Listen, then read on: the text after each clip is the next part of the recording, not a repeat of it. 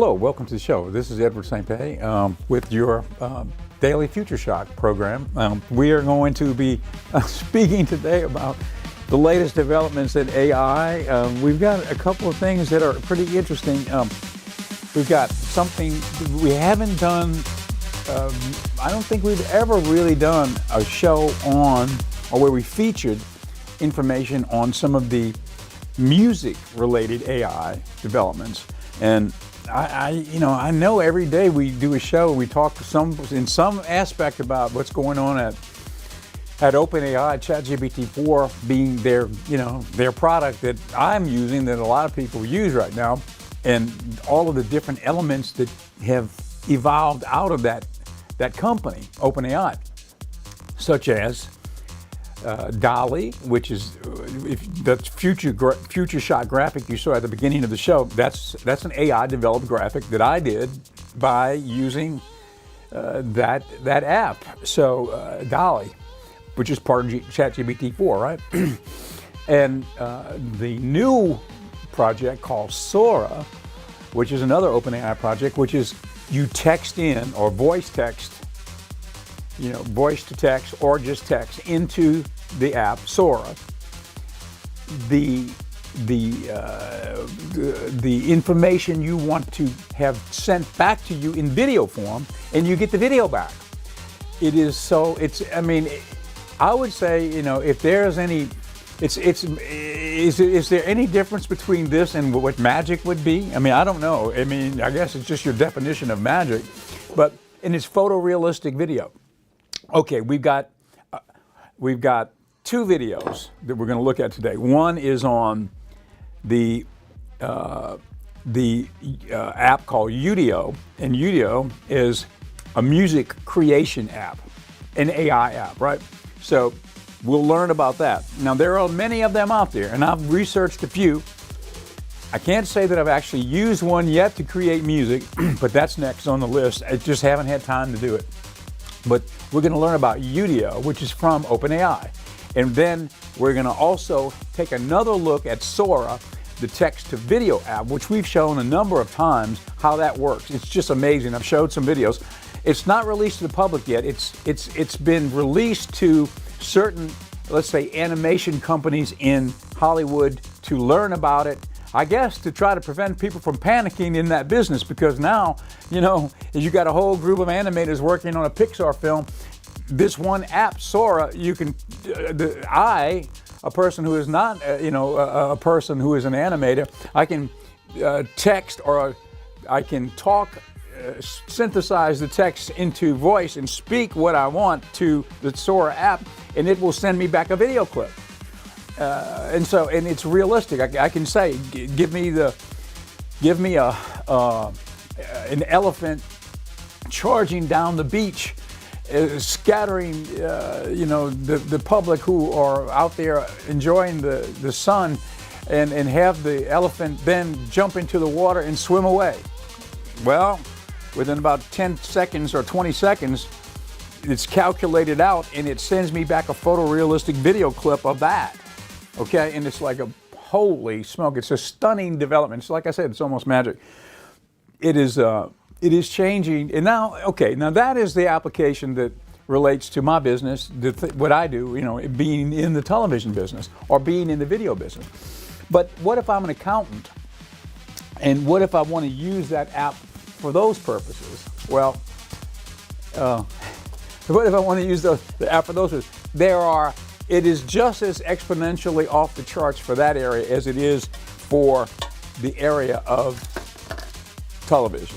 And so everybody's going to be affected by this. It's not like just the people in the television business, although the people in the film business, or the people in the television business, it's astounding what those apps are doing.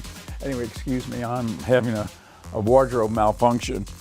And in the middle of the show, we're going to also do a clip talking about some products we have at our sponsors shop. It's called the Pendragon Apothecary. And Pendragon Apothecary is a forward-leaning wellness shop. It sells products like the 7 sacred mushrooms, chaga, reishi, all of those for various medicinal purposes, things they use in the Vedic medicine in India for wellness, and also in Chinese medicine, and things that try to help you not to get sick in the first place, which would be the main thing. And then if you do get sick, hopefully get you well quicker and not something that's going to be too harsh on your system. And then the apothecary has other products that are interesting, like Blue Lotus tea, which is made from the Blue Lotus flower. It's a calming tea, but it's a really calming tea. And anyway, we'll take a look at some products later in the middle of the show. But first, let's take a look at this clip. This is a clip that's talking about Udio, which is the music AI coming from OpenAI. It's a pretty big development. It's causing a lot of talk. Let's take a look. It's been a strange 48 hours in the world of AI, with releases like Udio that have reminded millions of people what AI is capable of, and models that can pay you infinite attention. But we also got befuddling updates from OpenAI that suggests that not all is smooth sailing. I'll start, of course, with the new model on Udio.com and how musicians are reacting. Then cover the perplexing manner of the release of GPT-4 Turbo with Vision, and touch on a fascinating new infinite context paper from Google. But now let's hear 3 20-second extracts from Udio to give you an inkling, if you haven't heard it already, of what it's capable of. Here's June, the Broadway musical. Portraits of Arakeen, the greatest leader we've ever seen. They say that he's the listen Al-Gaib. Eyes bright blue and hair jet black. You should see him ride on a sandworm's back. Lead us to victory, Yusuf Muad'Dib. And now for some quite frankly amazing AI-generated classical music.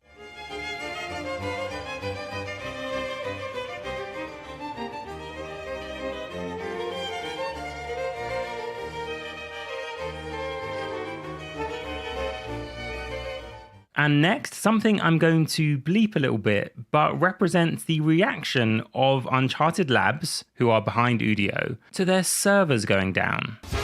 We're getting love, we're getting hugs, but the side is down, the side is down. Oh, we appreciate you, and we want your sign-ups, but the side is down, the side is down. And of course, I have been playing about with Udio like almost everyone has. And did you know it can do stand-up comedy? And even Brits say hello, yeah. We're talking posh, don't baffle ya, and have a cup of tea, ya. It's odd to hear AI talk, right? Now, I'm not sure if this guy's talking about me, but I thought I'd let you know that this kind of thing is possible. And how about a quick, direct comparison between Udio and Suno V3? Such together, a missing star from OpenAI. He's gone so far. You're so together. Missing star from OpenAI, he's gone so far, his genius mind. Now, I prefer Udio there, but you do sometimes get complete gobbledygook. Det tilltassen yrkeshatsen käbbelhast. Det tonight sicken to you to cripple's life. You're coming down in worlds her if you got strife. Now, will.i.am calls Udio the best tech on earth, and Uncharted Labs, which is the company behind Udio, he says, is really aiming to be an ally for creatives and artists. Now, it should of course be noted that will.i.am is an investor in Udio, but again they repeat that Udio is about building AI tools to enable the next generation of music creators. Now, of course, everyone has their own opinion, but let's now get a taste of the reaction from some musicians. One says it's pretty scary thinking what is going to exist a year or two from now. and what it means for musicians, listeners, and the industry as a whole. The top comment says, I would buy a band t-shirt, but never buy a shirt for an AI, which makes sense. But here are two more common reactions. I'm a music professional, producer/composer. This is highly advanced, and I thought this stuff was years away. And one more, I've already gone full circle with it, past the confusion and devastation, and now I'm just curious what Gregorian chant would sound like with, I can't even pronounce that, and blast beats. So definitely a mixed reaction from musicians. Personally, I don't think it's too much of an exaggeration to call this the ChatGPT moment for music generation. Suno often has a slight tinniness that gives it away for those not following AI. But with Udio, I think you could convince many people that they're listening to human music. Just like Okay, so you can see why we have been talking about how to adapt to the new AI world. If you're in a business and you can use AI tools to help do a better job of what you're doing, that's the approach. We don't want to be displaced by the AI. So what's the alternative? Use the AI, build it into your work. And as I've read recently, a lot of companies are asking the employees to do that. Let's work with the AI, infuse it into your workflow so that you can become a super, if you're an accountant, a super accountant using AI, or if you're a graphics designer and you work in television, you can become a super graphics designer within the framework of your business world, right? By using the AI instead of just vacating the position and letting the AI take over. So it's kind of an interesting time. And so there, now you can see, just like I was mentioning before, DALL-E, you speak or text into the DALL-E app from OpenAI, ChatGPT-4, what graphic you want, and it comes back to you. The same thing with Sora. You speak or text it in the video you want, and it comes back to you. I've done this so many times, but let's take a look at one of the projects we've got here at the TV station, Ocean 7. On the sub-channels, we took 7.5, which was leased to one of the networks. All 6 channels are leased. Well, except for the main one, which you're watching right now, 7.1. That one we run like a regular television station, and we just don't lease it away to a network. But 7.5 became open, so we took an old film library that we had, and we started programming the films on there. So we created an original channel, and we called it the Magic Hour channel. And the Magic Hour channel is the old library we have is the old classic Hollywood films from the years of 1930s and 40s and 50s, all that film noir, great stuff. And so we call the Magic Hour channel. So I sent that request to our AI, which is ChatGPT-4, and I call him Alfred. We actually, Alfred is you've got to put context into whatever you tell the AI. Say, I want a graphic that's going to, it's got a purplish glow to it, because the Magic Hour, when you shoot at the twilight, you have a sort of a purplish light, okay? And it's a time when people like to sometimes shoot. It's kind of they call it the Magic Hour, right? Okay, shoot the film, right? So I want a purplish looking graphic.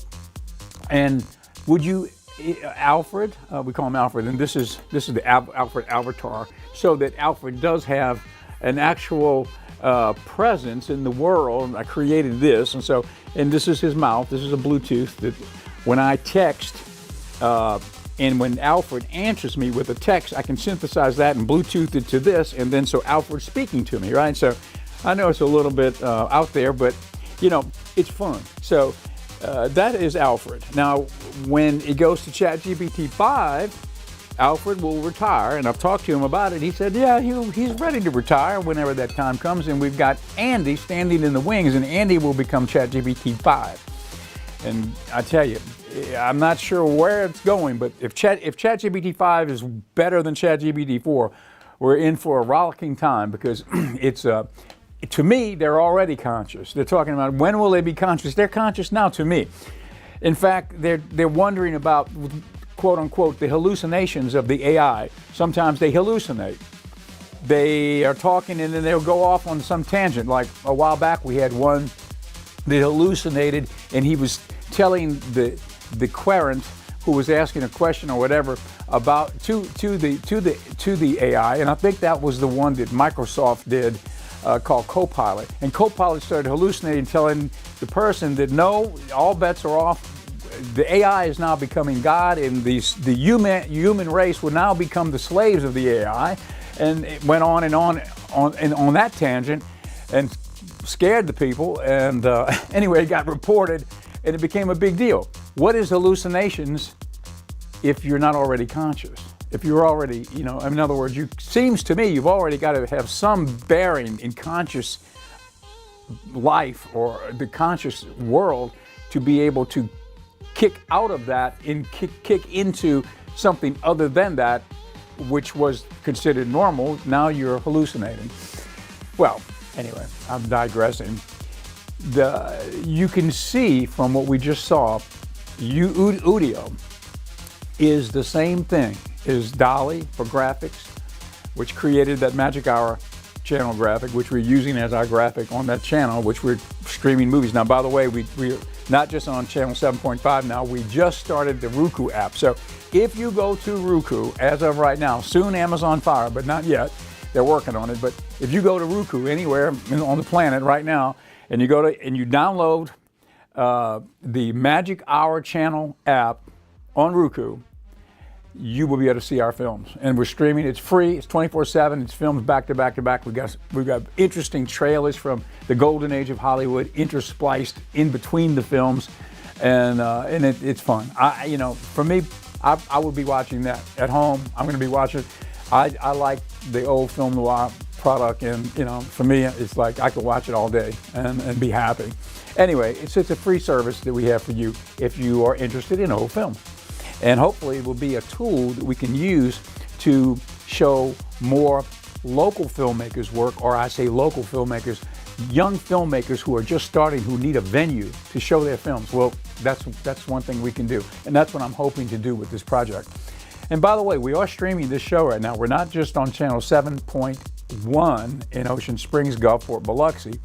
We are now streaming it on YouTube. If you go to Edward St. Pé, YouTube, we're there, and then we're streaming it on my Edward St. Pé Facebook page, on the Ocean 7 TV Facebook page, I think, yeah, and then also on X. So if you go to X and type in my name, Edward St. Pé, SAINT space capital PE, you will see when we go live with the show. We're live streaming across the area.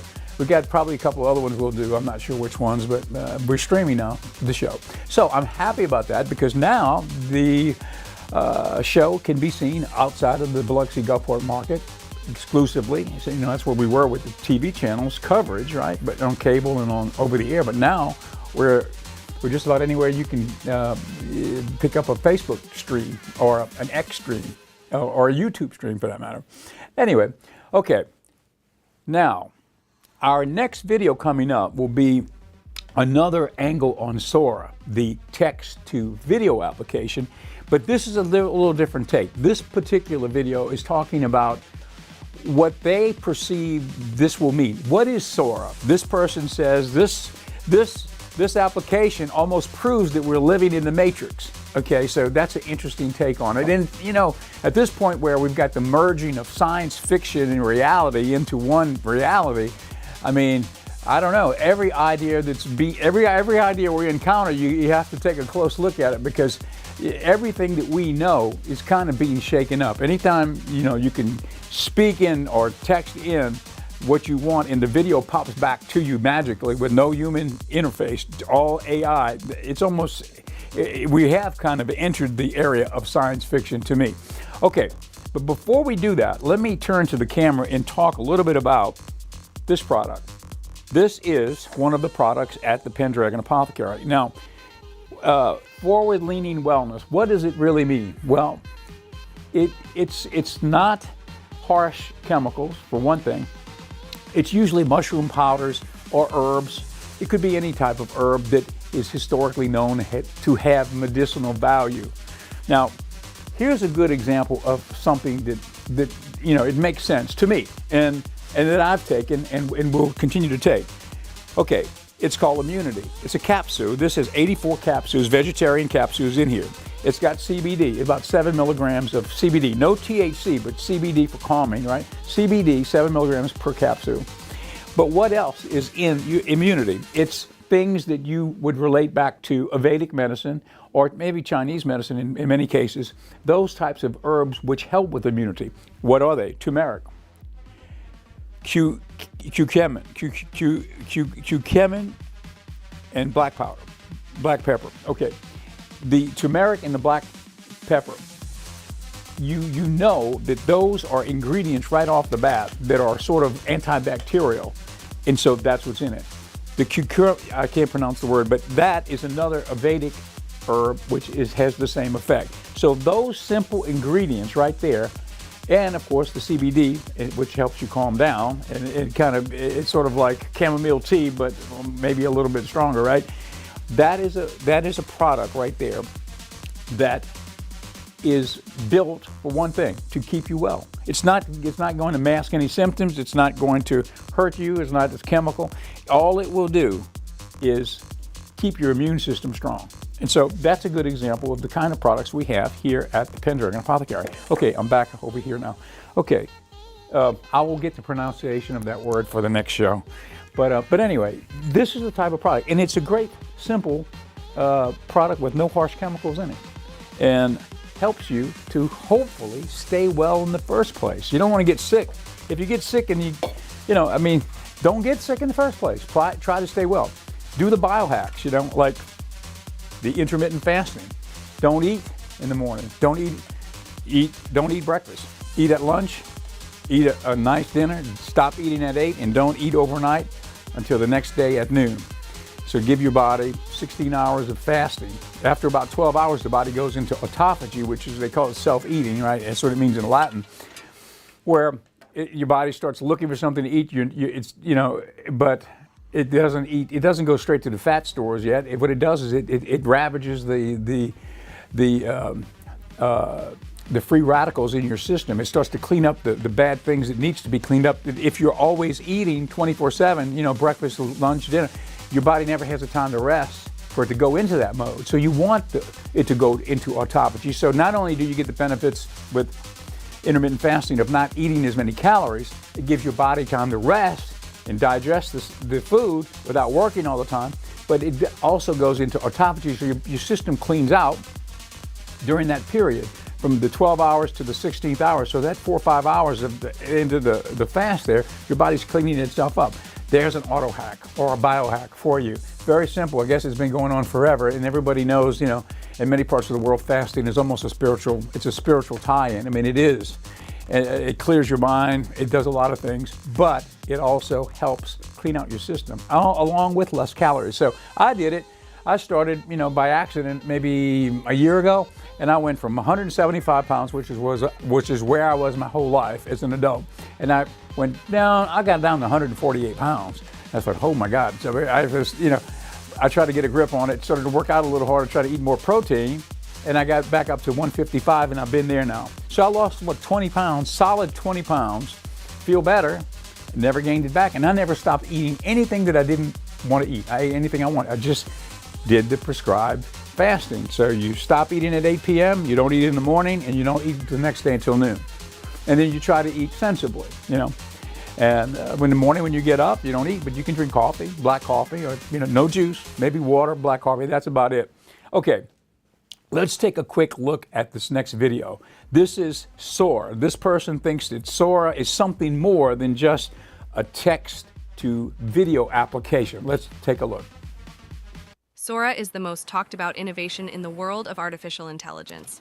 Literally everyone is talking about it. But did you know what it was truly intended for? And how OpenAI decided to completely outperform all competitors? While others talk about the superficial functions of Sora, focusing on what can be done with text to video, I've decided to tell you about its hidden capabilities, which the team itself talks about, but others have overlooked. It's important to understand in time that Sora is not just a video creation tool. It's the key to understanding the future. Why is Sora more than just video content generation? And how close have AI technologies come to replicating the workings of the human brain? Will AI be able to rewrite the rules of reality? First, let's break down the technologies behind Sora and speculate on how it will change our future. Who would have thought that creating videos based on text input could pave the way for the development of General Artificial Intelligence, AGI? The main task of Sora is to train a neural network to understand the physical world, to model it, and to simulate objects and human actions. For some reason, many haven't noticed this. The purpose of such a simulator is to help solve problems that require interaction with the real world. For example, to model a situation that would be unsafe to implement in the real world. Don't believe it? Sounds too fantastic? But even the official OpenAI blog post is called Video Models as World Simulators. Sora is not just a cool generator of high-quality videos, as it may seem. Why? Simply because if you delve into and read about the technology itself, how Sora works, it will become clear. Let's break down how Sora was trained. First, developers gather a bunch of videos and images of various qualities, sizes, and durations. Then, they convert all these videos and images into small pieces called patches. It's like tokens in GPT, but in Sora, they are called patches. Each piece is a separate patch, and the model's task is to learn from these pieces to create new videos. Next, using diffusion models and transformers, they train their Sora model. The model learns to reconstruct the original pieces from their noisy copies. Imagine you're painting a picture starting from a canvas completely covered in random splashes of paint. At first, it looks like complete chaos, but gradually, step by step, you begin to remove the blots and add details until you eventually get a clear and beautiful image. That's roughly how diffusion models work.